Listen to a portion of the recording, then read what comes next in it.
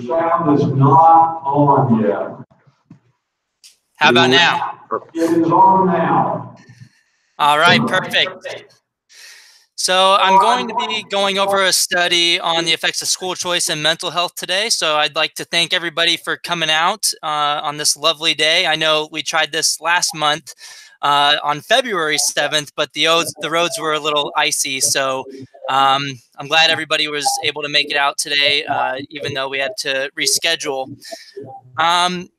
As it says on the, so I'm going to be switching between myself and the slides so that it's a little more interesting, just so that you're not the whole time using the Google Hangouts. I'll be switching between these two. But as I said, this is co-authored work with Angela Dills. She's over at Western Carolina University. And if you don't know of her work, she was she had a very famous article out, I think a year or two ago, finding that whenever Uber or Lyft or ride-sharing services were introduced at the county level, those counties experienced lower fatal car accidents and then also less DUIs. So that paper also won a prize at the Southern Economic Conference last year. So I'm very happy to have Angela Dills working on this with me. I also first came in contact with her work when I started my PhD program. One of my first studies looked at the effects of school choice programs in Milwaukee on criminal activity of students, and she was one of the only other authors that have actually looked at the intersection between school choice and crime. So again, I think I'm really lucky to be working with Angela Dills. I'm Core DeAngelis, and I'm at the Cato Institute. This is not a Cato Institute paper. This is released on Social Science Research Network. If you want to tweet any of these results, go ahead. You can find me at DeAngelis Corey. That's DeAngelis Corey. Can be found on the slide right here. And so just a little background on this study. Obviously, school choice has been in the news lately, and it's been on the rise in the United States today. And it's actually part of the reason why the Federal Commission on School Safety was started, I think, just last year. This commission went around the United States looking for ways to reduce school violence in the United States. And I actually went to one of these hearings. I think there was only 3 last year, but I went to one in Lexington, Kentucky. And I argued that perhaps school choice could be one of the solutions. Everyone else there argued for more staffing, more money to be thrown at the problem, just to hire more bodies, put more staff into the schools, hire more counselors. And I made the argument that, well, maybe it's not a resource problem. Maybe it's a problem of incentives. Perhaps it could be, you know, if you don't have the incentive to have a very strong culture at your school, perhaps more violence and more disciplinary infractions can occur at your school. So that's the argument that I made. No one else made that argument, but I was working at my desk last year, and I get an email from Angela Dills, my co-author, and she asked me, you know, has anybody looked at the intersection between school choice and mental health? And I said, no, of course, nobody's looked at this, but there's been studies that have found that, you know, school choice leads to safer schools, to better school cultures, to less crime. So there's been other types of evidence, but not explicitly looking at this problem. And she said that she wanted to work on this with me. And it turns out that I was already thinking about working on this. So we separately had this idea, and we both knew to contact each other to join forces. She had one idea to look at this at the state level, looking at when school voucher laws come into play, either charter school laws, voucher laws, or education savings accounts, what happens to teen suicide rates for children that are between the age of 15 and 19.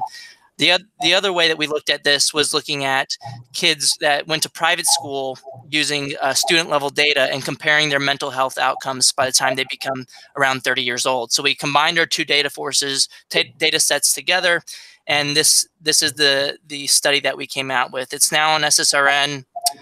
It's one of my most top downloaded papers. I think it's a very important study. I will say this is the first study that looks at these types of outcomes. So take that into consideration when you look at the findings. Much more research is needed on this topic, but without further ado, here we go. So I'm teen suicide is an issue. School violence is an issue in the United States. Teen suicide, according to the Center for Disease Control and Prevention, is on the rise in the U.S. This slide looks at the teen suicides from 10 years old to 17-year-olds from 2006 to 2016.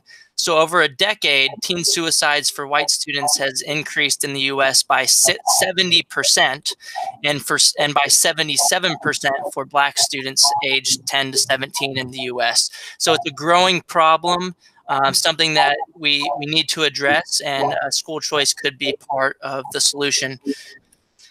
The theory is pretty basic. I went over this earlier, but the basic theory is an economic argument that was originally made by Milton Friedman, and it's the argument for school choice in other areas as well, is if you introduce competitive pressures into a market for education, then schools know that they have to do a good job.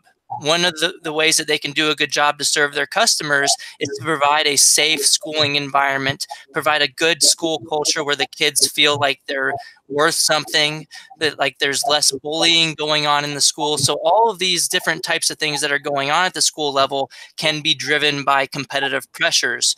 Why? Because parents care about their children more than anybody else. They won't knowingly send their kids to unsafe environments.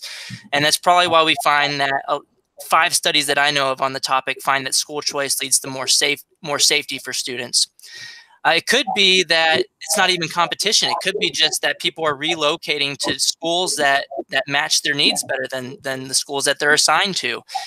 For example, you could be a student really interested in arts education, and that you might not be looked at as a cool kid if you value the arts in a traditional public school system. You might be more likely to be popular if you're a jock. If you played sports or played football, you might be a popular kid. The kids that like arts may be more likely to be bullied. So it could be that kids are just relocating to charter schools or private schools that better meet their interests and their needs, and they could be looked at as more of like the cool kids in an environment where being smart or being a nerdy type of person is actually a positive thing. And I can speak from experience with this. I went to a magnet school in high school in San Antonio, Texas, and I went to Communications Arts High School. And in my traditional public school, if you were a nerd and you got good grades, people bullied you because you were the curve buster. You made it harder to get extra credit. You were making everybody else look bad. But my high school, which was a district-run magnet school, I think I fit in much better over there. And again, it could just be a relocation effect, that kids are relocating to schools that are better meeting their needs. They could be surrounded by peers that look down on risky behaviors, such as engaging in sexual activity in school, which could lead to teen pregnancies, which could then lead to mental health issues. So all of these things, in theory, could lead to better mental health in the short run and the long run. So here's the literature that exists on this topic. There's not a lot. There's only a couple studies that find that mental health improves when school is out of session. So these authors have looked at just when do kids go and get seen for mental health issues. It tends to be a lot more likely to happen when school is in session. So these authors find that it could be that the school year or schooling in general leads to more anxiety, more social pressures, which could lead to more mental health issues during the school year rather than outside of the school year. There are 3 studies looking at the difference between school climate across sectors, and all 3 of these studies, one of them hasn't come out yet. That third one with Marty Lukin will be released as an EdChoice working paper later on this year. But all 3 of these studies find that after controlling for student backgrounds, private and charter schools tend to have better climates than traditional public schools.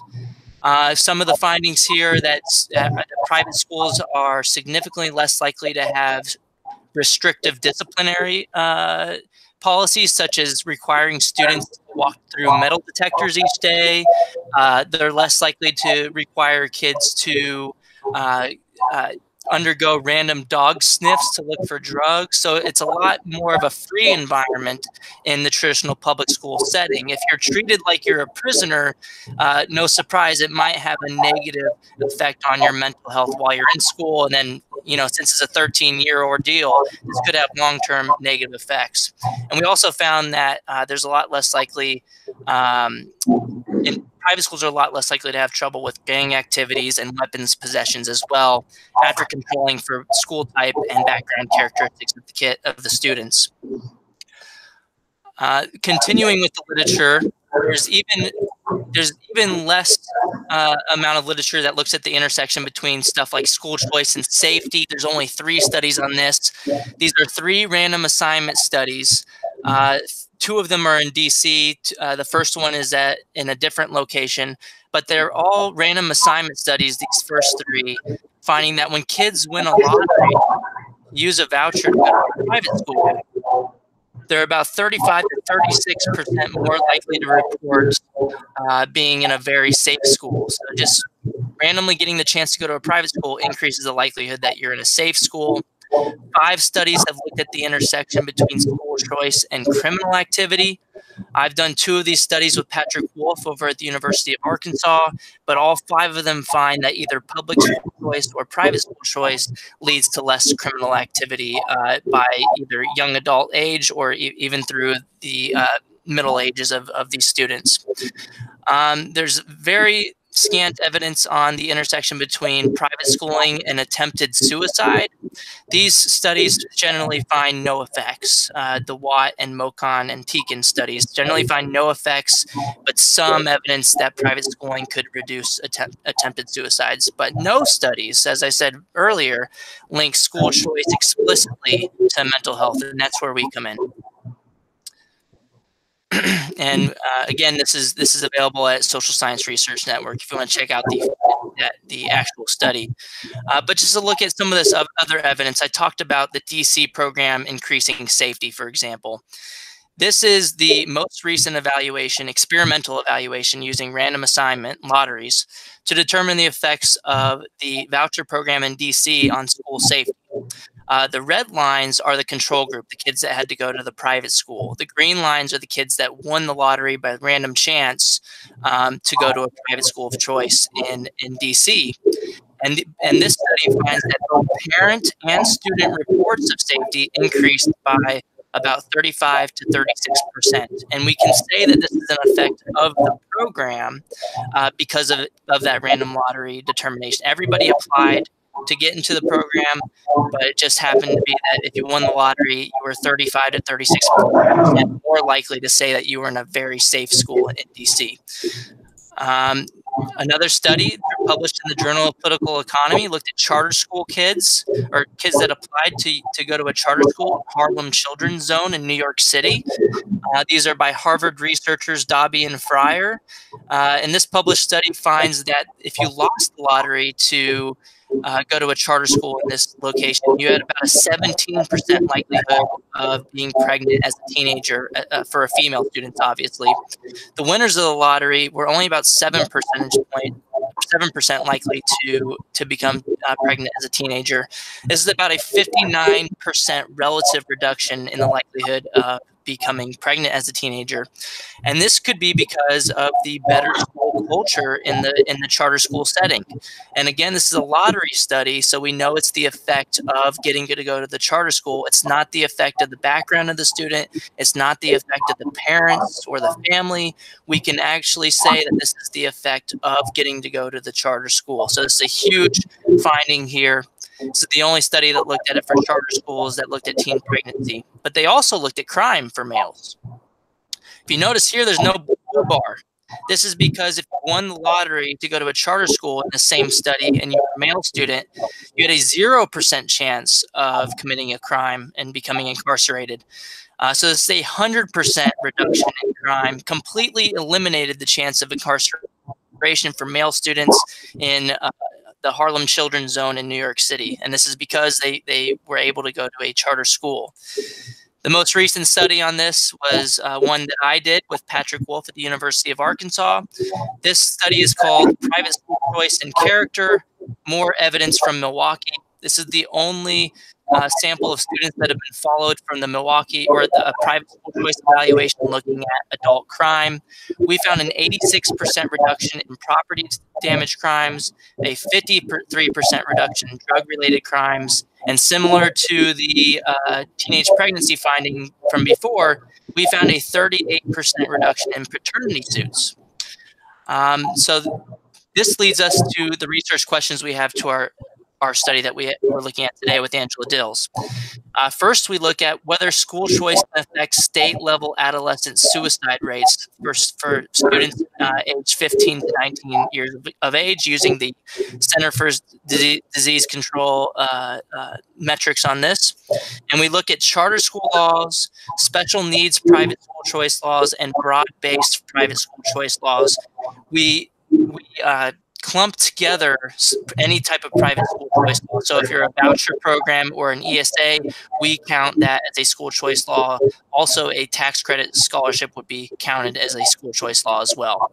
But we parse it out between special needs targeted school choice laws and bigger school choice laws that are available to more students.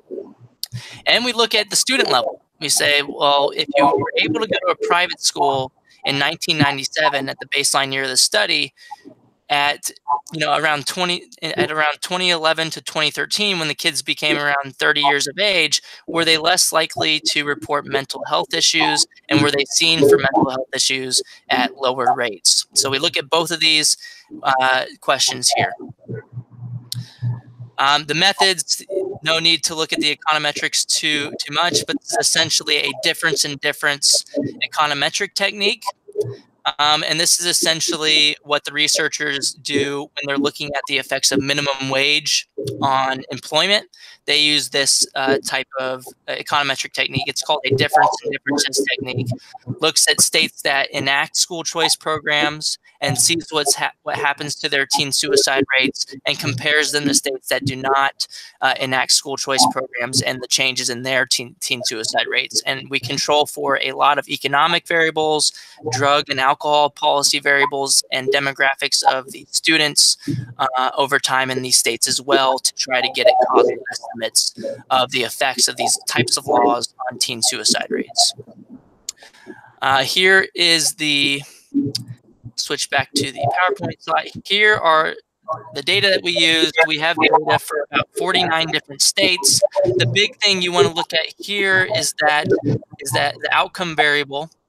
The average was about 40 suicides for students aged 15 to 19 out of, and this is relative to 100,000 population. So percent-wise, it's very small. It's 40 divided by 100,000. But this will be helpful in determining effect sizes later on when we look at the results. So you can essentially divide our results by the 40 to get a percent change later on. So again, here's the controls that we used. We looked at different drug and alcohol laws. We looked at the minimum drinking age controlled for those types of differences across states. Looked at demographic characteristics, unemployment rates, to try to get causal estimates here in the state level analysis.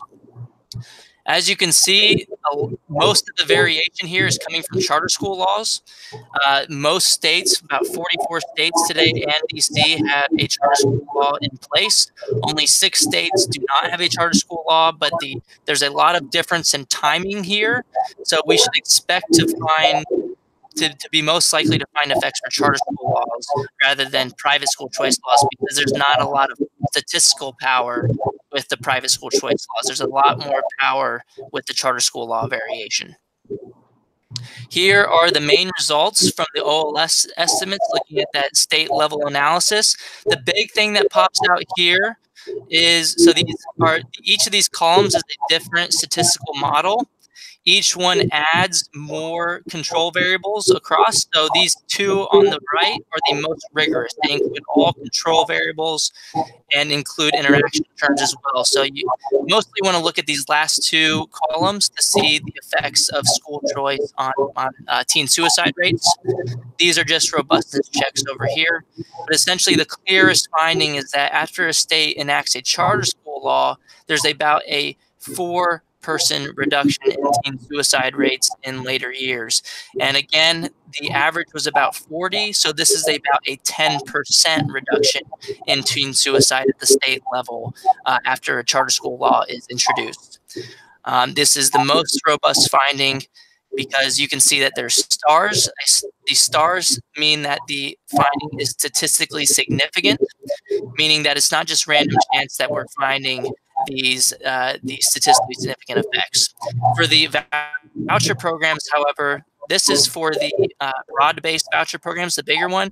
All coefficients here are negative in the expected direction, but we cannot determine that these are different from zero because there's no stars here. We essentially have to say that there's no effect of voucher programs on teen suicide rates. And you can think about why. There's a couple of reasons why the voucher law estimates were statistically insignificant. I think the best explanation is because there are more charter schools in the United States. There's more statistical power there. About 6% of the school-age population attends charter schools, whereas only about less than 1% of the school-age population actually uses a voucher program. So there's not a lot of statistical power there, but we did find the negative coefficients for the broad-based voucher programs to be pretty telling. But again, we cannot say that the effects are statistically significant for voucher laws. They are no different from zero, statistically speaking. But we also looked, instead of just doing ordinary least squares regression here, we also did a analysis using negative binomial. It's just another type of analysis. But again, we're finding the same thing here, that the clearest result is a reduction in teen suicides as a result of charter school laws. Again, this doesn't mean that charter schools are better than voucher program laws. That is not what the finding means. I think it's more likely to mean that charter schools are just a bigger impact right now, and it's easier to see effects happening there because there's a lot more competition generated by the big charter school laws. There's a lot more access to charter schools than there are access to private school voucher programs in the U.S. But here we do find a statistically significant negative effect of voucher programs on teen suicides here. So it depends on the model, but the strongest model in column 7 with all controls used finds a similar effect of about a 10% reduction in teen suicides as a result of big voucher program laws. Again, it depends on the statistical model used. In the previous model, using ordinary least squares regression, none of them were statistically significant, but about half of them were statistically significant here. So I'm going to conclude that we have mixed results on voucher programs reducing teen suicides, but the clearest result seems to be that charter school laws reduce teen suicides by about 10%. This brings us to the next analysis, where we looked at private schools, getting access to a private school in 1997, and how that affects mental health when the kids become about 30 years of age at around 2013. But here, importantly, you might say, well, the kids that select in the private school are different from the kids that select in the public school. It might be that the kids that go into private school are just from more advantaged families, and therefore they might have better mental health when they go into private school, and that's a very legitimate critique. However, we have a variable for mental health score. As you can see with beta 2, we have the mental health score at the year of 2000. A couple of years after the kids entered private school. So we control for any of these differences essentially at baseline. So we argue that these estimates are causal because we control for mental health going into private school. You cannot argue that the kids are different at baseline and that the private school kids are just better off at baseline because we control for mental health in the short run. In fact, since we control for mental health 3 years after the kids entered private school, we argue that our results are a lower bound of the true effect of private schooling because we essentially control away 3 years of private schooling because they entered at 1997 and we control for mental health at 2000. So we control away essentially 3 years of the private school treatment. We argue that our effects, if we find any, are lower bounds of the true effect of private schooling.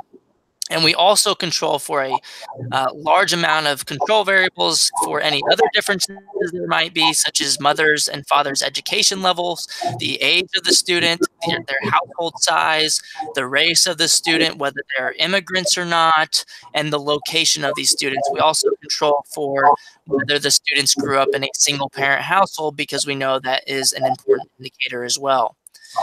But again, here's the average. Times treated was about 0.11 times treated.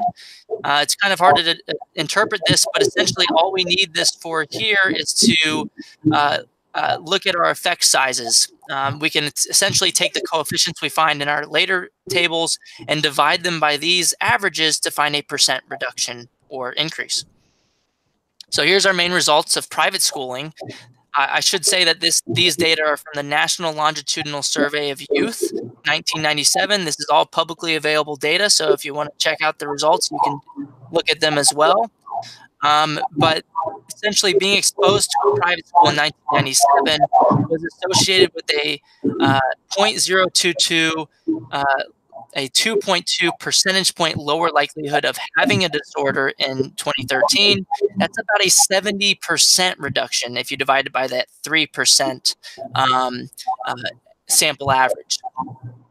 As far as the times they were reported being treated for a mental health issue in the previous year, that's about it's also, if you divide that by the sample mean, it's also about a 70% reduction in the amount of times treated for a mental health issue as a result of being exposed to private schooling in 1997 when they started the survey.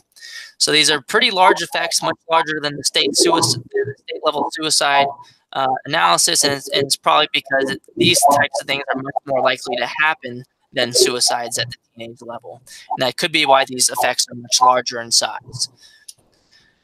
Just to conclude, a quick discussion, then we can get to the fun stuff. We can get to questions and answers that you might have about these results and these this analysis and any of the school choice questions in general.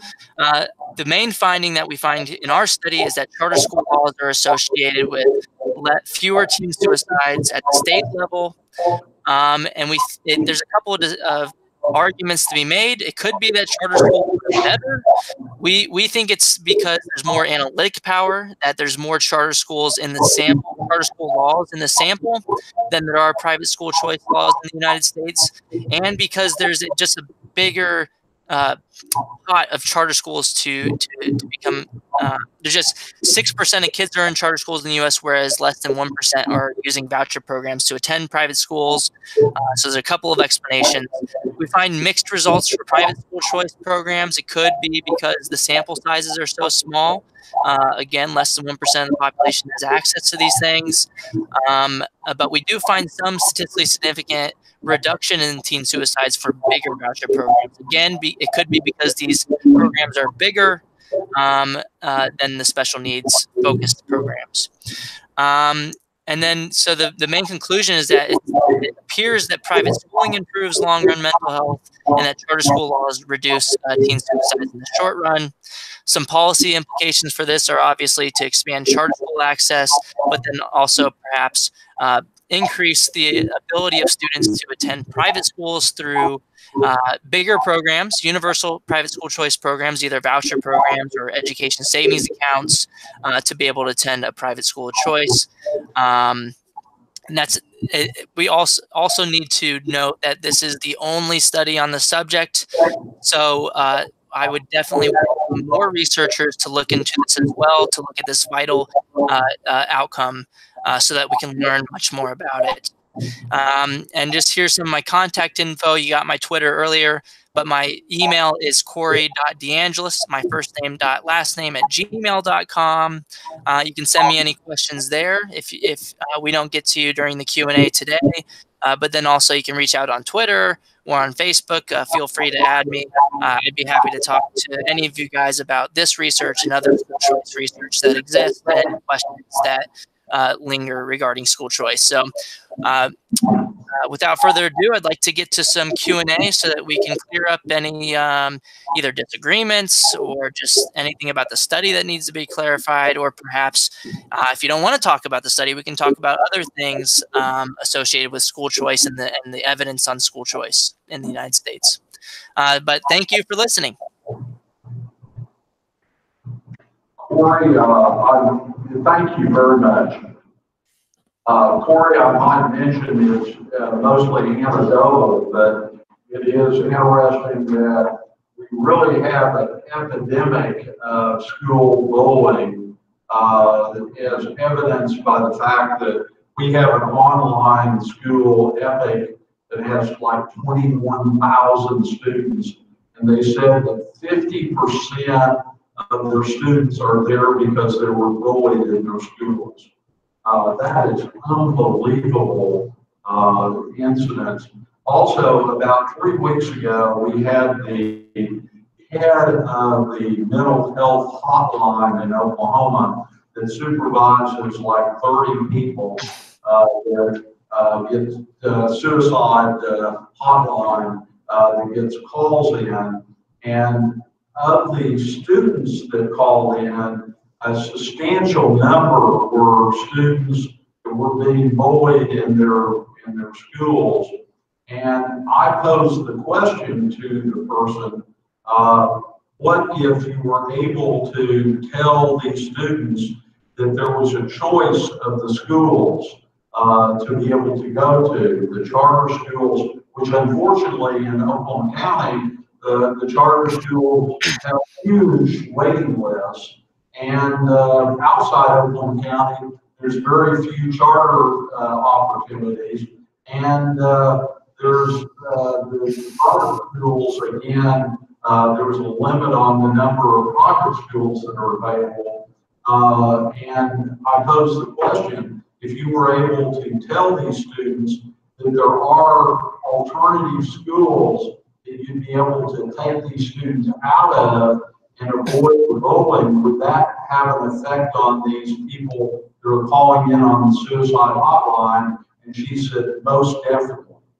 And that would have an enormous effect on the suicide hotline response. And I thought that was tended to, at least anecdotally, support what your research has shown. Thank you for that example, and I completely agree with you. I think in Florida, they actually passed the first private school choice program that is specifically for bullied students. I think they just started it this school year, and it's because I think it's in large agreement with what you said, that if you're not in an environment that's safe, or you're in an environment where you're just not having a good time for 7 hours a day, where kids are just bullying on you, picking on you, that can have obvious negative effects on your mental health and your anxiety.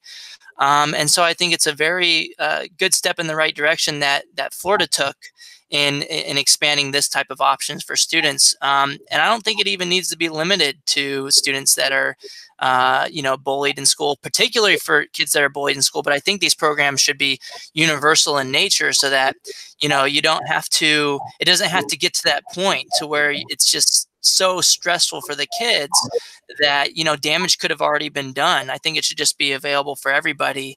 To go to a school that works for you no matter what, whether it's being bullied, whether you feel like you're unsafe at school, whether you think you're going to get beat up walking to school every day, whether the school's not working for you academically. And again, it's not because it's not necessarily because the private schools are just have better leaders or anything. It's not because they're better or more competitive. It could just be an issue of match. It could just be that the kid's just not fitting in. Like I said earlier, I went to a magnet school in high school in Texas that was focused on arts education. And in my traditional public school, I would have been looked like as a huge nerd. And I think that would have had a negative effect on my mental health in the short and long term. But instead, I was able to go to a magnet school that kind of celebrated the nerdiness that I had. And I think that is really useful, just to be able to match kids to schools that work better for them. Yes. I'm David Van, and I train law enforcement on how to deal with mental health crises.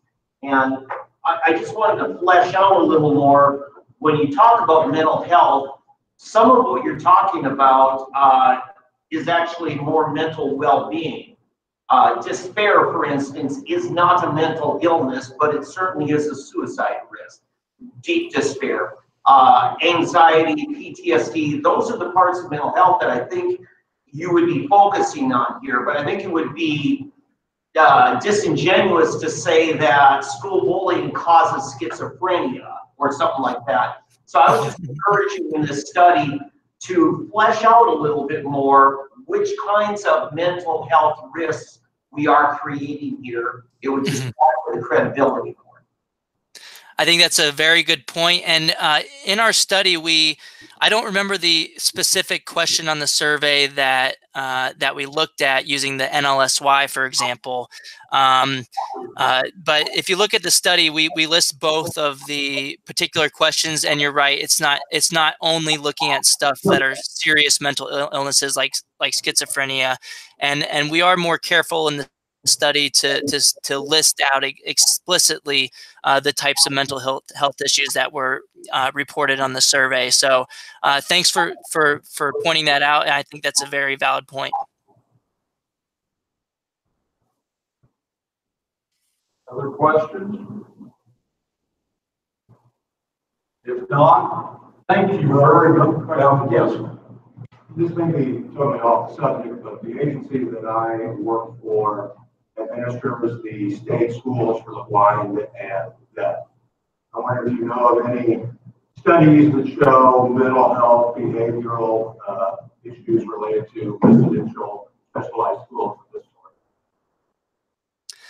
I do not know of any studies that look at those particular types of schools. As I said, this is the first study looking at school choice in mental health, but I'm not familiar if there's any effects of those types of schools on mental health. My expertise is mostly just, I know the school choice literature very well, but I'm not very well versed in other types of literature such as that. So I'm sorry I couldn't be of more help on that question. Well, I have certainly heard plenty of anecdotal from my students about the difference that it's made, but it's always good to have some good study, some research rather than just anecdotal evidence.